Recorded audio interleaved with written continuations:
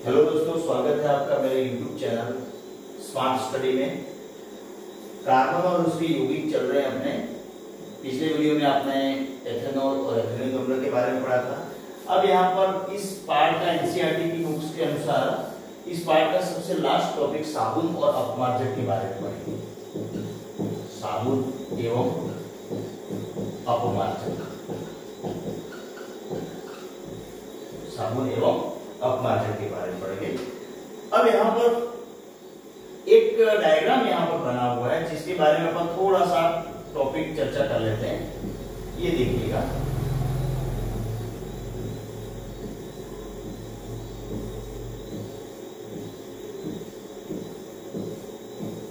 ये देखिएगा, इसमें साबुन किस प्रकार मैल हटाता है उस क्रिया को बताया गया है। साबुन कपड़ों से किस प्रकार से तेल, चिकनाहट या गंदगी हटाता है या फिर अपने शरीर से किस प्रकार हटाता है। तो ये है तेल की बूंद,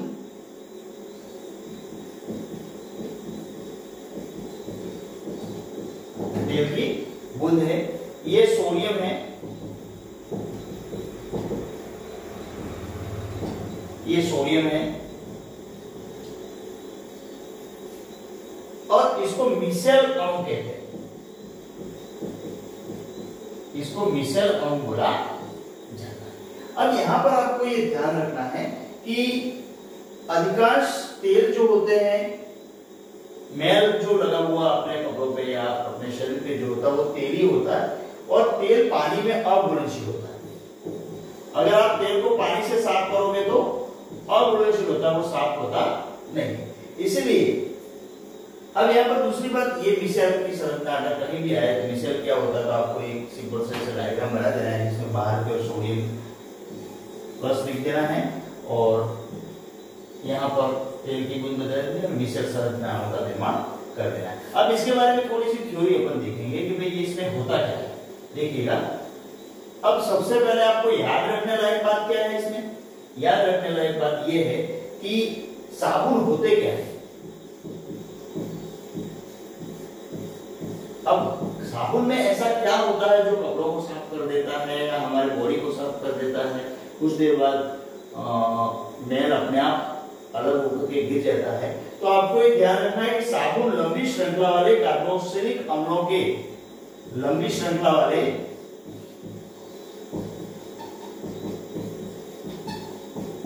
कार्बोक्सिलिक अम्लों के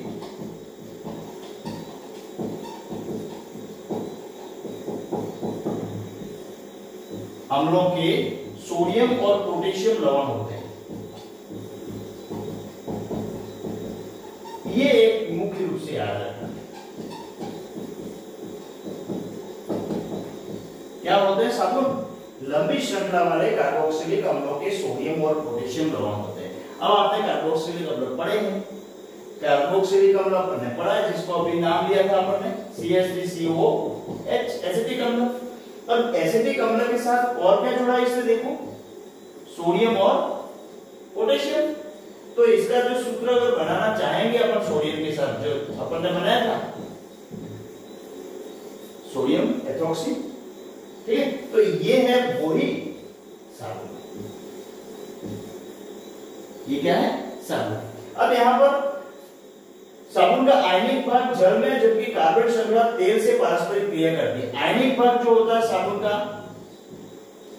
वह किससे, जल से क्रिया करता है, पानी में घुलता है और कार्बन श्रृंखला तेल से क्रिया करती है। कार्बन श्रृंखला किससे क्रिया करती है, तेल से क्रिया करती है। अब देखिए, ये तो हो गया इसका आयनिक भाग और ये कार्बन श्रृंखला। तो यहाँ पर आयनिक भाग जो होता है वो जल से जुड़ जाता है और कार्बन श्रृंखला है वो तेल के, जो आपके कपड़ों पर तेल के धब्बे लगे होते हैं, अपने शरीर पर तेल के धब्बे होते हैं, उनसे जुड़ जाता है। अब दोनों के अंदर क्रिया होती है तो एक एक दोनों को खींचते हैं, जिससे मैल है वो अलग हो जाता है। ये इसकी क्रिया विधि है और इस प्रकार ये क्या बनता है, एक मिसेल अणु बनता है। क्या बनता है, मिसेल अणु बनता है। तो ये मुख्य रूप से आपको इतनी बातें ध्यान में रखनी है। क्या ध्यान में रखनी है मुख्य रूप से, इसमें जहां एक अणु का एक सिरा तेल के कण की ओर, आयनिक भाग बाहर की ओर होता है। आयनिक भाग बाहर रहता है और एक सिरा होता है वो तेल की ओर रहता है, जिससे पानी में इमर्शन बनता है, पानी में घुल जाता है। इस प्रकार साबुन मिसेल संरचना मिसेल मेल्स को पानी से बाहर निकालने में साफ करता है। तो ये बाहर निकालने में सहायता करता है। तो ये आपको मुख्य रूप से याद रखना है कि साबुन किस प्रकार कार्य करता है। अब मैं एक बार थोड़ा सा रिवीजन के रूप में आपको बता देता हूं कि साबुन जो होता है वो होता क्या है। तो साबुन लंबी श्रृंखला वाले कार्बोक्सिलिक अम्लों के सोडियम और पोटेशियम लवण होते हैं, ये याद रखना है आपको। और सोडियम और पोटेशियम लवण होते हैं, इसका मतलब एसिटिक अम्ल के साथ आप ये जोड़ करके बता सकते हैं। अब मिसेल किस तरह से बनता है, तो ये जो सोडियम और पोटेशियम के लवण होते हैं उनका जो आयनिक भाग है वो जल की ओर रहता है और कार्बन श्रृंखला जो होती है वो तेल की ओर रहती है। अब इससे जुड़ जाता है तो ये जुड़ करके पानी में इमर्शन बनता है और जो मैल होता है उसको बाहर की ओर खींचा जाता है, मैल को बाहर रखा जाता है पानी से, और इस तरह से हमारे कपड़े साफ। तो ये इसकी क्रियाविधि और मिसेल बना देना, जैसा मैंने आपको चित्र में पहले बताया था। इस तरह से साबुन परीक्षा में आता है साबुनीकरण क्रिया क्या होती है, तो आपको इस तरह से मिसेल बना देता है। यहाँ बना देना, यहाँ पर Na सोडियम के आयन लिख देना है और इसको लिखना है तेल की बूंद। और आपको ये थ्योरी थोड़ी सी याद रखनी, कॉपी में लिख देनी, आपको पूरे में से 4 में से 4 मार्क्स दिए जाएंगे। ठीक है, तो यहाँ पर इसके बाद एक अपमार्जक के बारे में बात आती है। अब साबुन तो हो गए, अपमार्जक की बात करते हैं। अपमार्जक लंबी श्रृंखला वाले अमोनियम लवण होते हैं। अपमार्जक लंबी श्रृंखला वाले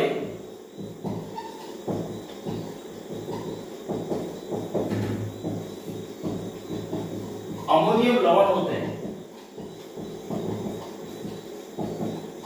जो क्या करते हैं, जो क्लोराइड और ब्रोमाइड आयनों से बनते हैं। क्लोराइड व ब्रोमाइड आयनों से बनते हैं। और अब यहां पर ये अपमार्जकों के बारे में बात है। अपमार्जक लंबी श्रृंखला वाले अमोनियम लवण होते हैं जो सोडियम और ब्रोमाइड आयनों से बनते हैं। अब यहां पर आप ये बताना आवश्यक इसलिए है कि आपने सुना होगा कि कितना भी साबुन लगा रहे जाग नहीं बन रहे, ठीक है, तो इसका कारण क्या है, कठोर जल जो होता है, जिसमें यहां पर आपको ये ध्यान रखना है कि जाग मुश्किल से बनने पर जल कठोर जल में उपस्थित कैल्शियम, साबुन क्या करता है, कठोर जल में उपस्थित कैल्शियम और मैग्नीशियम लवणों से अभिक्रिया करता है कठोर जल में। अब कठोर जल किसको कहेंगे, जिसमें लवण ज्यादा होंगे, मैग्नीशियम और कैल्शियम। साबुन क्या कर लेता है, अगर कठोर जल है इसमें ये ज्यादा है तो कैल्शियम और मैग्नीशियम से क्रिया कर लेगा और क्रिया करने के बाद पानी को और ज्यादा कठोरता देगा, जिससे जो झाग बनने चाहिए, जो इमर्शन बनना चाहिए वो बनेगा नहीं। तो ये ध्यान रखना, इसका उपाय क्या है, अपमार्जक। कठोर जल में अगर आपको साबुन का उपयोग करना है तो उसकी जगह आप अपमार्जक का उपयोग करेंगे। अब ऐसा इसलिए होता है, ऐसा क्यों करते हैं, क्योंकि अपमार्जक सामान्यतः लंबी श्रृंखला वाले सल्फोनिक लवण या लंबी श्रृंखला वाले अमोनियम लवण होते हैं जो क्लोराइड और ब्रोमाइड आयनों के साथ बनते हैं और इन यौगिकों का अवशोषण कठोर जल में उपस्थित कैल्शियम और मैग्नीशियम आयनों में घुलनशील पदार्थ नहीं बन पाते हैं और आसानी से कपड़ों को धोया जाता है। तो यहाँ पर ये मुख्य रूप से ध्यान रखना है कि कठोर जल में अपमार्जकों का उपयोग होता है, जबकि मृदु जल में जो सामान्य पानी होता है उसमें साबुन का उपयोग किया जाता है। आपको साबुन किससे बने होते हैं, अपमार्जक किससे बने होते हैं, ये आपको अच्छी तरह से ध्यान रखना है। तो यहाँ पर अपने इस लेसन में ये मुख्य रूप से कार्बन और उसके यौगिकों के बारे में अपन पढ़ रहे थे। जो इस लेसन को अपन ने पूरा कंप्लीट कर लिया है, अब आप इसका रिवीजन करेंगे, इसकी मेन जो पॉइंट है उसको कॉपी में लिख करके याद करेंगे और याद करके फिर उसको वापस लिखने की कोशिश करेंगे और मेरे चैनल को सब्सक्राइब करेंगे और कमेंट बॉक्स में आपको जो भी समझ में नहीं आया वो आप लिखेंगे। जब तक आप कमेंट नहीं करेंगे तब मेरे को समझ में नहीं आएगा कि अपन किस तरह से पढ़ रहे हैं और इसका कितना रिव्यू आपको मिल रहा है। तो ये थोड़ा सा ध्यान रखना। और अब हम अगले वीडियो बनाएंगे। कक्षा 10 एनसीईआरटी की 1 से 4 लेसन अपन ने कंप्लीट कर लिए हैं। आगे और भी लेसन मैं बनाऊंगा। और प्यारे बच्चों, पढ़ाई नियमित रूप से कीजिए, अपना शेड्यूल बना लीजिए और इस वीडियो को आप देखते हुए कॉपी रखिए, राइट डाउन कीजिए, जिसमें आपको आसानी से अच्छी तरह से याद हो जाएगा। तो अब मिलते हैं अगले वीडियो में। देखता हूँ मैं आपके कितने रिव्यू आते हैं और कितने आपके लाइक आते हैं और कितने लोगों से आप सब्सक्राइब करवाते हैं, आपके दोस्तों से, आपके सहपाठियों से, आपके फ्रेंड्स से, जिससे भी आप सब्सक्राइब करवाइए और इस चैनल को ग्रो करने में सहायता कीजिए। धन्यवाद। वंदे मातरम। अगले वीडियो में मिलेंगे। Thank you.